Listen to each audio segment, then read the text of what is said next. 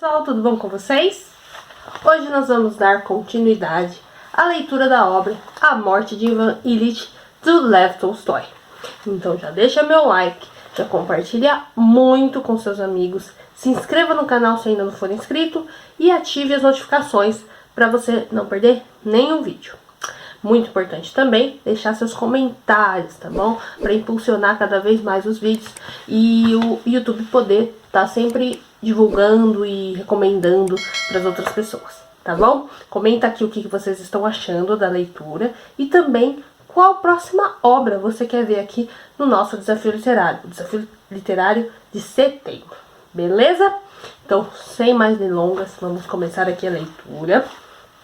Ontem, então, vocês viram as duas primeiras partes, né, que eu postei aí pra vocês. E hoje nós vamos, então, dar continuidade à leitura da página 28 até a página 37, tá?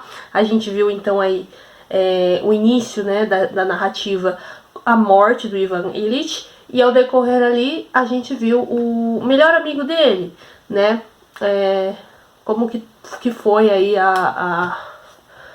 como que começou o assunto todo aí. Então, provavelmente agora a gente vai ver como que foi esse finalzinho da vida do Ivan Ilitch, né?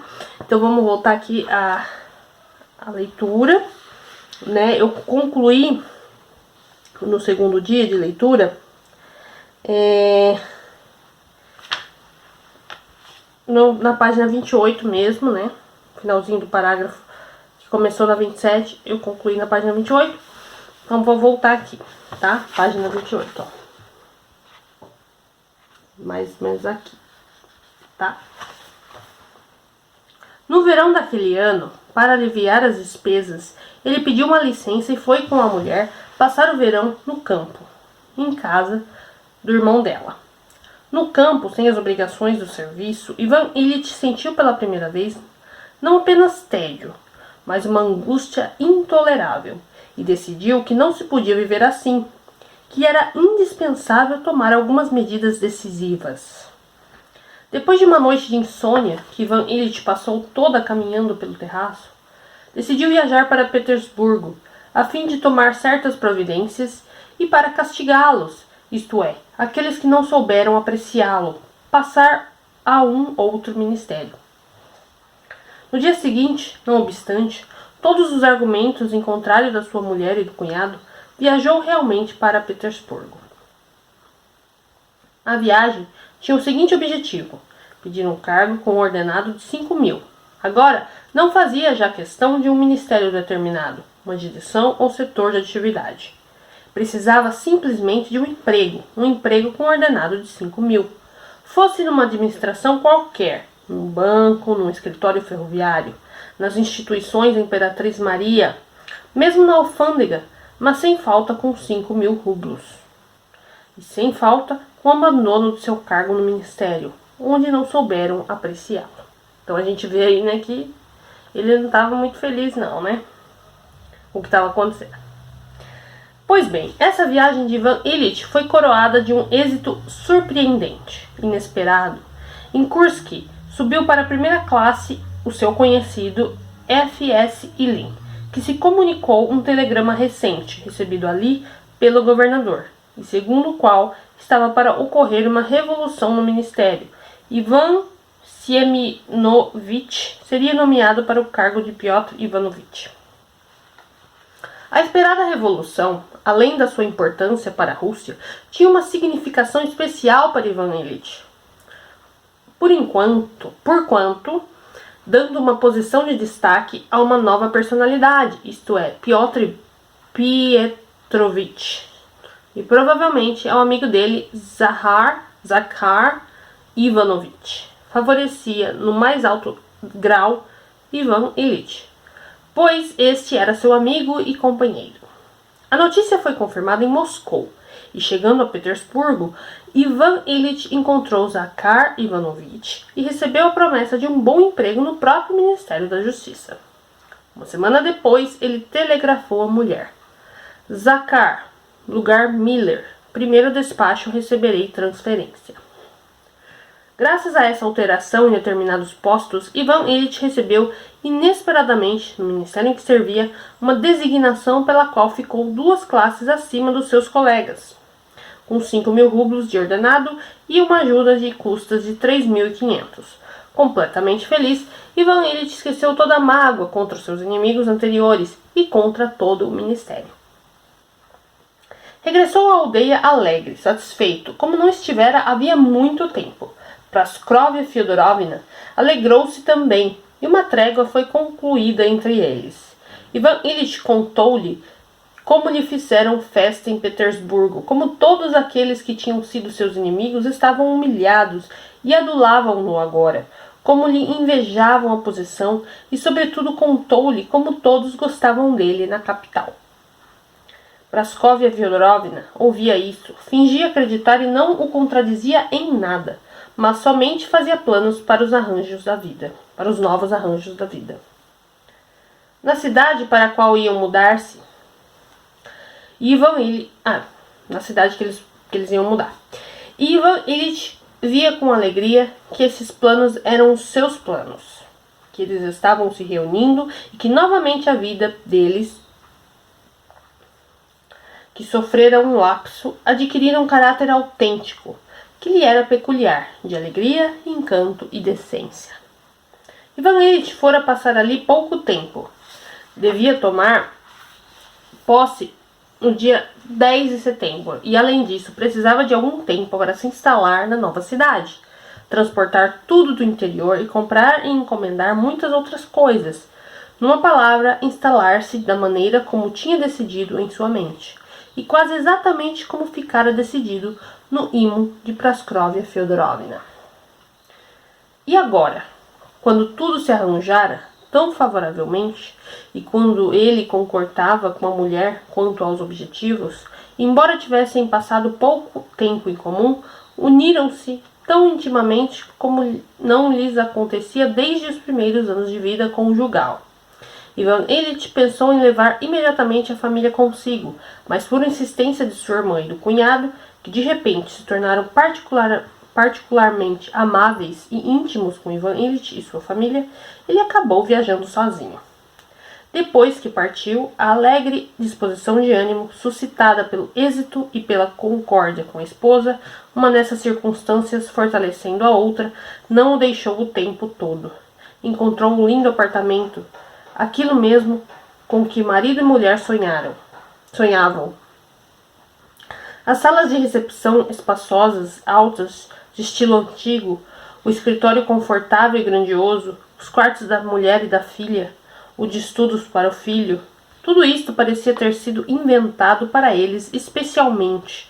Ivan Ilitch ocupou-se pessoalmente da instalação, escolheu o papel da parede, comprou a mobília que faltava, geralmente de segunda mão, mas que ele enquadrava num estilo peculiarmente como ele faz. Forro para móveis e tudo crescia e atingia aquele ideal que ele formara para si. Quanto a instalação ia em meio, já superava sua expectativa. Compreendeu o caráter como ele faz, elegante, nada vulgar, que tudo assumiria depois de pronto. E antes de adormecer, imaginava como seria o salão.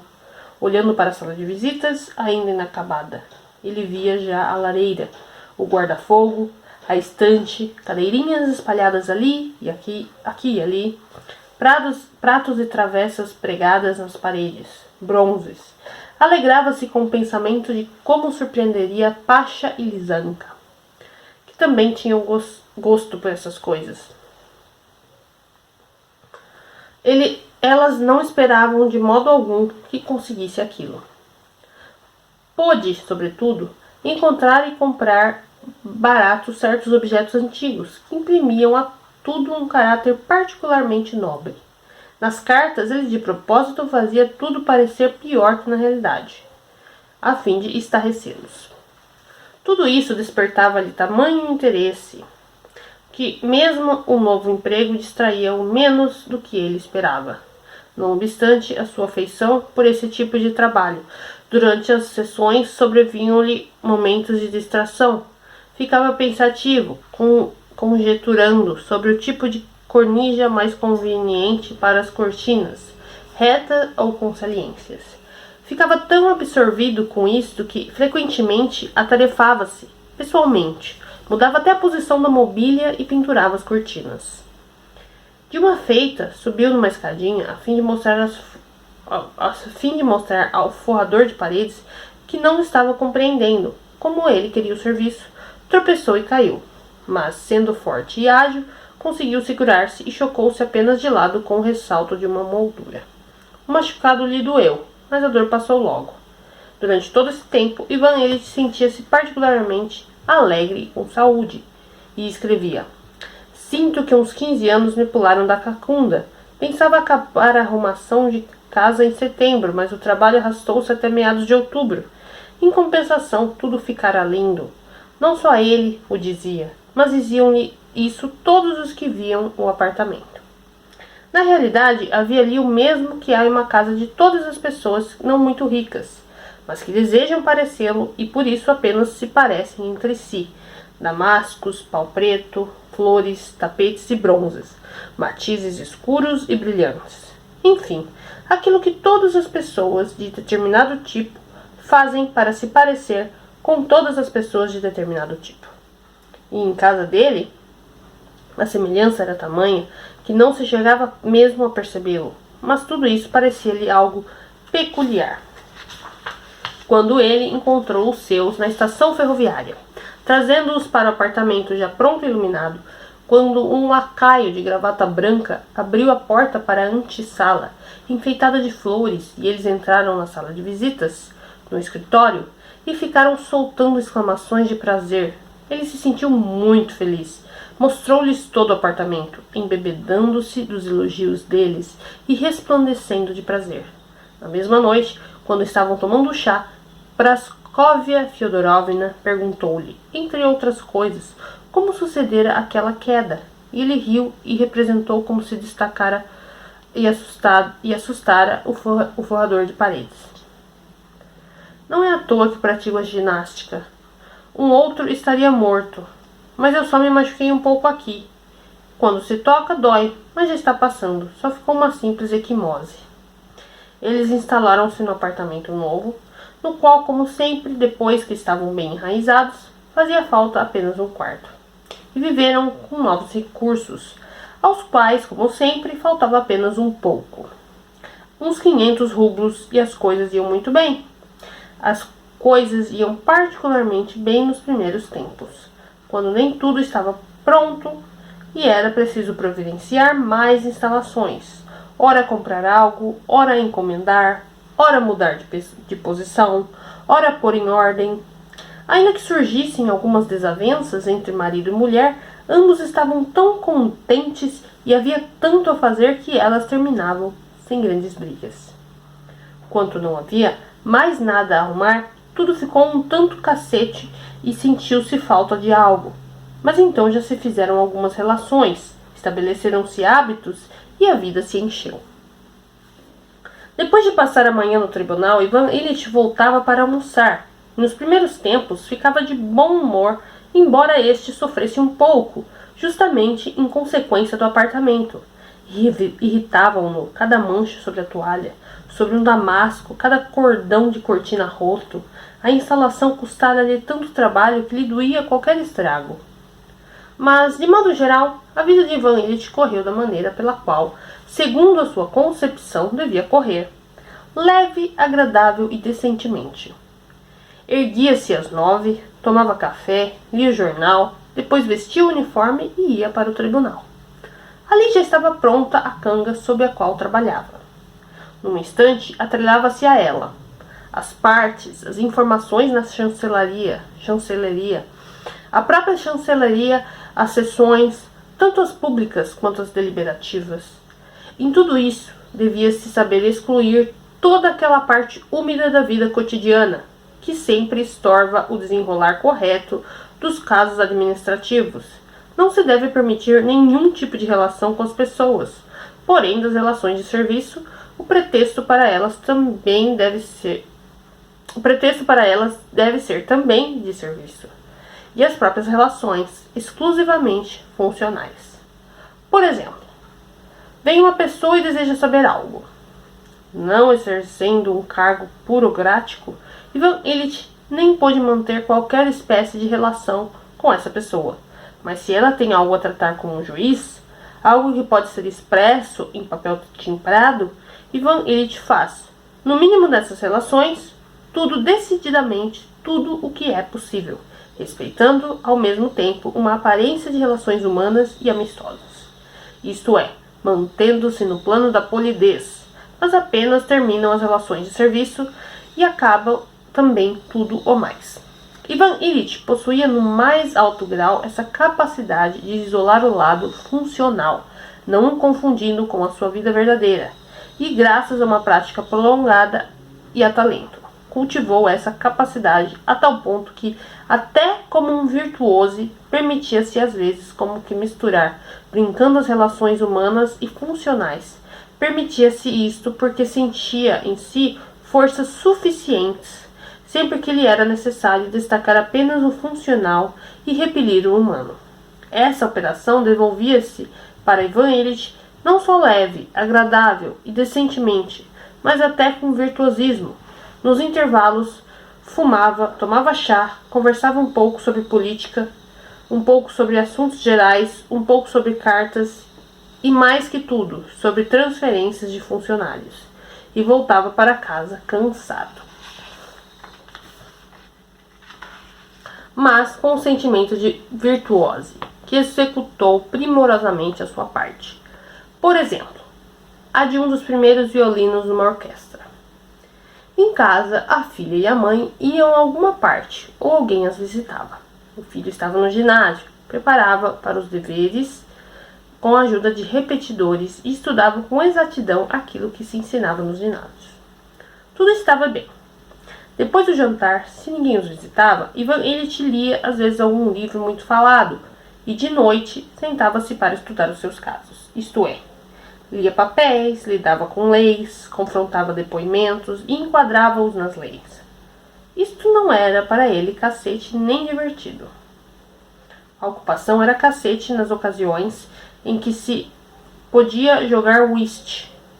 Mas se havia whist, sempre era melhor que ficar sentado sozinho à toa ou com a mulher. Quanto aos prazeres de Ivan Ilitch, consistiam nos pequenos jantares para os quais ele convidava senhoras e cavalheiros de elevada posição social, e essa maneira de passar o tempo com eles assemelhava-se à maneira habitual pela qual estes o passavam, de tal modo como a sua sala de visitas assemelhava-se a todas as salas de visitas. Certa vez, houve até em casa deles uma recepção com danças. Ivan Ilitch sentia-se alegre e tudo estava bem. Somente aconteceu uma grande briga com a mulher, por causa de tortas e bombons. Praskovia Feodorovna tinha o seu plano e Ivan Ilitch insistiu em que se encomendasse tudo numa confeitaria cara e comprou ali muitas tortas. Ocorreu a briga porque sobrou uma parte e o confeiteiro apresentou uma conta de 45 rublos. A briga foi grande e desagradável. E Praskovia Feodorovna disse-lhe: imbecil, pamonha. Ele pôs as mãos na cabeça e, fora de si, aludiu ao divórcio. Mas a própria recepção passara-se alegremente. Estiveram nela pessoas da melhor sociedade e Ivan Ilitch dançara com a condessa Trufonova, irmã daquela que é conhecida como fundadora da sociedade. Afasta-me a aflição. As alegrias no serviço eram alegrias do amor próprio. As alegrias em sociedade eram alegrias da vaidade, mas as verdadeiras alegrias de Ivan Ilitch eram as do whist.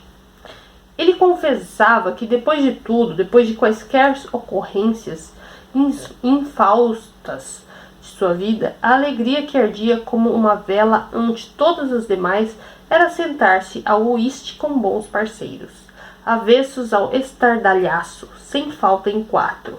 Em 5 era muito penoso quando chegava a nossa vez de ficar de fora, embora se fingisse ter com isto muito prazer.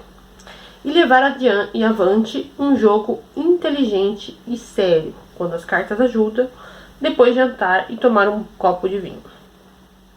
Ivan Ilitch ia dormir particularmente bem-humorado depois do whist, sobretudo quando tinha a seu favor um ganho modesto. Se este era grande, tinha uma sensação desagradável. E assim viveram. O círculo social que formaram era o melhor possível. Visitava-os gente importante e também jovens. O marido, a mulher e a filha concordavam plenamente no ponto de vista sobre o seu círculo de relações e sem combinar nada entre si. Enxotavam de maneira idêntica e livravam-se de toda espécie de amigos e parentes. Uns pés rapados, que acorriam com afagos à sala de visitas, ornada de pratos japoneses nas paredes. Em breve, estes amigos pés rapados deixaram de acorrer para ali, e os Golovin ficaram somente com a melhor sociedade.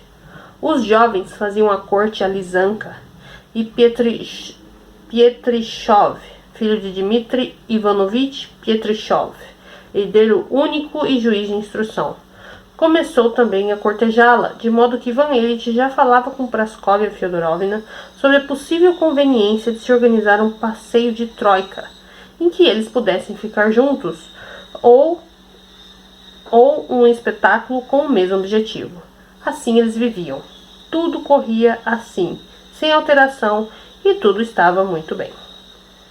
Gozavam todos de boa saúde, não se podia chamar de doença o fato de Ivan Ilyich dizer às vezes que tinha um gosto esquisito na boca e certa sensação desagradável no lado esquerdo do estômago. Mas aconteceu que esta sensação desagradável começou a aumentar e a transformar-se não ainda em dor, mas na consciência de um peso permanente do lado e em mau humor. Este mau humor, que crescia continuamente, começou a estragar o caráter da vida leve e decente que se instaurara um dia na família Golovin. Marido e mulher puseram-se a brigar cada vez com maior frequência e logo desapareceu o leve e agradável, ficando apenas a decência. As brigas novamente se tornaram frequentes e novamente ficaram apenas umas ilhotas, e assim mesmo em número reduzido, sobre as quais marido e mulher podiam reunir-se sem uma explosão. E agora Praskovia Fyodorovna já dizia, não sem fundamento, que o seu marido tinha um gênio difícil, com o hábito de exagerar inerente à sua pessoa. Dizia que ele sempre tivera aquele gênio horrível e que só mesmo com a bondade dela fora possível suportá-lo durante 20 anos. É verdade que ele era quem iniciava. Agora as brigas, as suas implicâncias começavam sempre logo depois do jantar, frequentemente no justo momento em que se começava a comer, depois de servida a sopa. Ora observava que alguma louça lhe se estragara, ora a comida não estava de acordo, ora o filho punha o cotovelo sobre a mesa, ora ele tinha o que dizer sobre o penteado da filha, e em tudo ele culpava a Praskovia Fyodorovna. A princípio essa lhe retrucava, dizendo coisas desagradáveis. Mas umas 2 vezes no início do jantar ele chegou a um tal estado de furor que ela compreendeu tratar-se de uma condição enfermiça. Suscitava nele pela indigestão de alimentos e conteve-se, não retrucava mais, e só apressava todos com o jantar. Praskovia Fyodorovna considerou um grande mérito de sua parte essa resignação, depois de decidir que o seu marido tinha um gênio horrível e que fizera a vida dela infeliz, começou a ter pena de si mesma. E quanto mais se compadecia de si, mais odiava o marido. Passou a desejar que ele morresse. Mas não podia desejá-lo, pois se isso acontecesse não haveria mais ordenado. E isso espicaçava contra ele ainda mais. Ela considerava-se terrivelmente infeliz justamente porque mesmo a morte dele não poderia salvá-la. Irritava-se, escondia-o, e essa irritação dela, oculta, fortalecia ainda mais a irritação dele. Depois de uma briga em que Ivan Ilyich fora particularmente injusto, e passada a qual, na experiência que tiveram, ele dissera que realmente estava irritadiço, mas que isto provinha de uma doença, ela lhe disse que, se estava doente, devia tratar-se, e exigiu que fosse consultar um médico famoso. E ele foi. Tudo se passou como esperava, isto é, como sempre acontece nessas ocasiões, a espera. um ar importante e artificial, doutoral, que já conhecia, aquele mesmo que ele sabia que tinha no tribunal. As batidas no paciente, a auscultação, as perguntas que exigiam respostas formuladas de antemão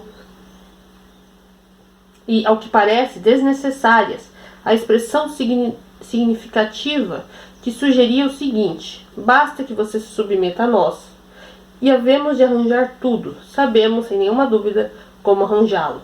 Temos um padrão único para todas as pessoas. Tudo era exatamente igual ao que se sucedia no tribunal. Assim como ele assumia certa expressão para falar com os acusados, o médico famoso também assumia determinada expressão. O doutor dizia: isto e mais aquilo indicam que o senhor tem no seu interior isto e mais aquilo. Mas se isto não se confirmar pela pesquisa disto e mais aquilo, teremos que supor no senhor isto e mais aquilo. E supondo-se que tenha isso e mais aquilo, então, etc, etc, etc. Somente uma questão tinha importância para Ivan Ilitch, e sua condição apresentava perigo? Mas o doutor não dava importância a essa questão inconveniente. Do seu ponto de vista, ela era ociosa e não merecia exame. Existia somente uma avaliação de possibilidades entre o rim móvel, o catarro crônico e uma afecção no seco. Não se tratava da vida de Ivan Ilitch. O que existia era uma discussão entre o rim móvel e a afecção no seco. E o doutor resolveu essa discussão brilhantemente na presença de Ivan Ilitch, a favor do seco.